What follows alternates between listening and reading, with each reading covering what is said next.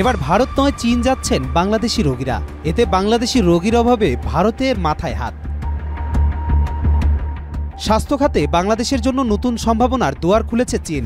চীনের কুনমিং শহরে নতুন একটি বিশ্বমানের হাসপাতাল প্রতিষ্ঠিত হয়েছে, যা বাংলাদেশের রোগীদের জন্য চিকিৎসা সেবা প্রদানে সক্ষম। তবে চীনের এই উদ্যোগ কি পারবে বাংলাদেশিদের চিকিৎসার সুব্যবস্থা করতে? কতটুকু ফলপ্রসূ হতে চলেছে এই প্রকল্প? না আবারও মুখ থুবড়ে পড়বে সম্ভাবনার এই নতুন দিগন্ত? জুলাই গণ অভ্যুত্থানের পর বন্ধ হয়ে যায় বাংলাদেশিদের জন্য ভারতীয় ভিসা। এতে বিপাকে পড়েন ভারতে চিকিৎসা নিতে যাওয়া হাজারো রোগী। খুঁজতে থাকেন বিকল্প পথ। ঠিক সেই সময় নতুন সম্ভাবনা নিয়ে বাংলাদেশের পাশে দাঁড়ালো চীন। বাংলাদেশও যেন নতুন করে স্বপ্ন দেখছে। তবে এর জন্য প্রয়োজন যাতায়াত সহ অন্যান্য সুব্যবস্থা। বাংলাদেশ কি সক্ষম হবে যাত্রী পরিবহন সহজীকরণ করতে?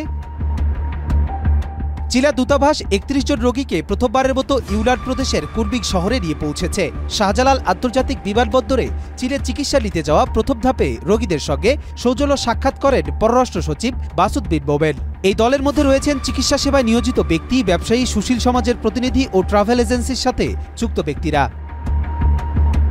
এ সময় চীনের সঙ্গে বাংলাদেশের ৫০ বছরের বন্ধুত্বপূর্ণ সম্পর্কের পরিপ্রেক্ষিতে আরও কিছু গুরুত্বপূর্ণ উদ্যোগ নেওয়া হচ্ছে এবং চিকিৎসা সেবা সুবিধার্থে যাত্রা সহজ ও বিমান ভাড়া কমানোর ব্যবস্থা করা হবে, এমন আশ্বাসও দেন পররাষ্ট্র সচিব।